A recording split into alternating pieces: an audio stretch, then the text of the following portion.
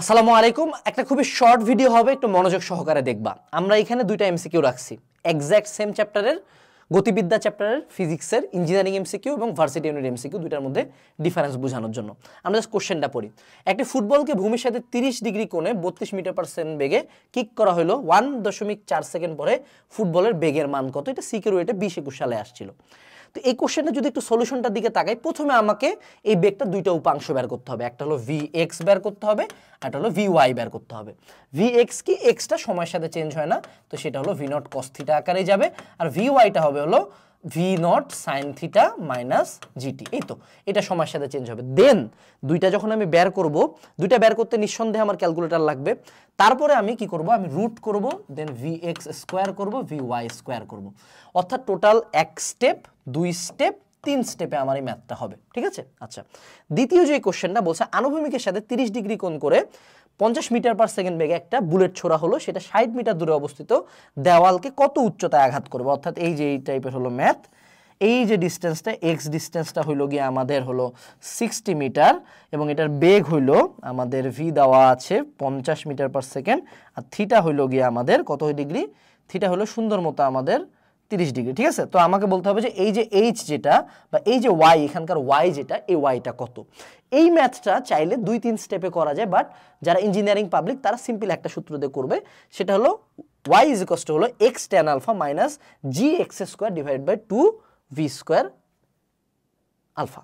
তো এই যে একটা সিম্পল ইকুয়েশন দিয়ে আমাদের এই টোটাল ম্যাথটা হয়ে যাচ্ছে, যে এইটা ইঞ্জিনিয়ারিং পাবলিকরা জানে। কিন্তু এখানে একটা নোটিসেবল পার্ট হলো, এই ম্যাথটা করার জন্য অবশ্যই আমাকে ক্যালকুলেটর রাখতে হবে, অথবা এই ম্যাথটাতেও কিন্তু টোটাল 2 থেকে 3টা স্টেপে এই ম্যাথটা করা যায়। So this is your typical engineering MCQ. এখন যদি একটা ভার্সিটি ইউনিটের এমসিকিউ দেখি, কি বলছে? একটা পাথরকে 4.9 মিটার/সেকেন্ড বেগে সোজা উপরের দিকে নিক্ষেপ করছি, সেটা কতক্ষণ পরে ভূপৃষ্ঠে ফিরে আসবে, অর্থাৎ আমাকে পর্যায়কাল চাইছে।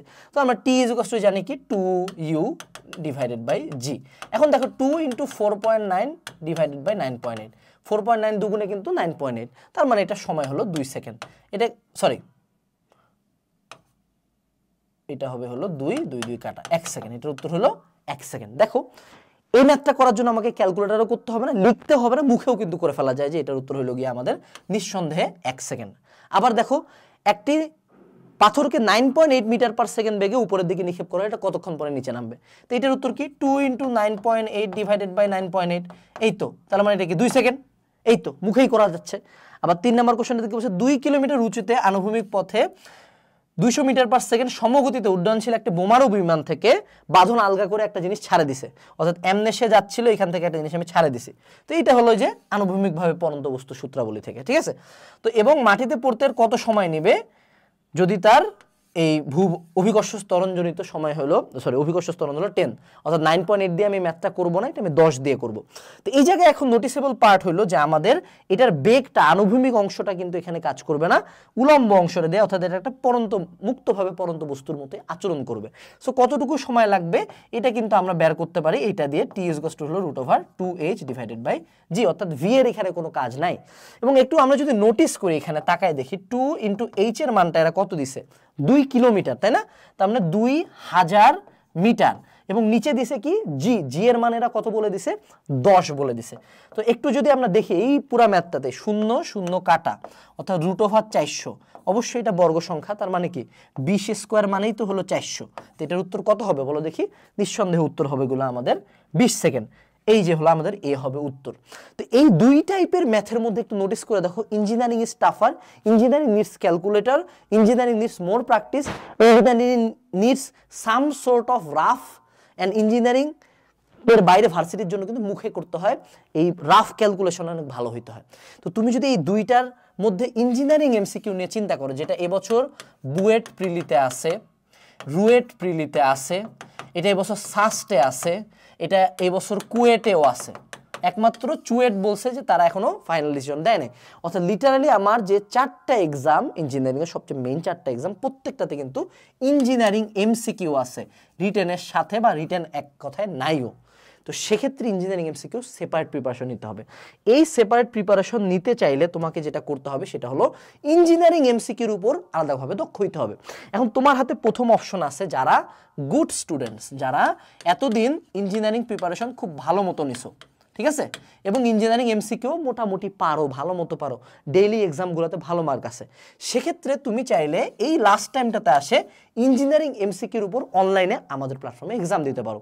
এই কোশ্চেনগুলা সিকের ওয়েট এবং বুয়েটের বিগত বছরের এমসিকিউ কোশ্চেনগুলো অ্যানালাইজ করে বানানো। সো এটা তোমার লিটারালি যতগুলো ইঞ্জিনিয়ারিংয়ের এমসিকিউ এক্সাম আছে সবগুলা কভার দিয়ে দিবে। ডেসক্রিপশন বক্সে লিঙ্ক আছে, বেশ কিছু তুমি ফ্রি এক্সাম দিয়েও যাচাই করতে পারো। এবং দ্বিতীয় যেটা অপশনস আছে সেটা হলো যারা আছো গুড স্টুডেন্টস, ঠিক আছে, গুড স্টুডেন্টস এর বাইরে ব্যাড স্টুডেন্টস, অর্থাৎ যারা এতদিন শুধুমাত্র রিটেনের জন্য পড়ছো, এমসিকিউর জন্য পড়া নাই।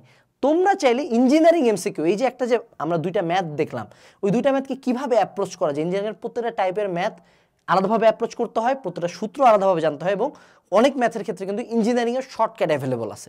তো সেইগুলা যদি তুমি আলাদাভাবে জানতে চাও, টোটাল 120+ ক্লাস নিয়ে ইঞ্জিনিয়ারিং এমসিকিউ সলভিংয়ের উপর আলাদা করে 50টা ক্লাস থাকবে এবং 100+ এক্সাম থাকবে আমাদের ইঞ্জিনিয়ারিং এমসিকিউ কোর্সে। এটা তোমার সাস্ট, রুয়েটের প্রিলি, বুয়েটের প্রিলি, কুয়েটের এক্সামগুলো সবগুলো কভার দিবে।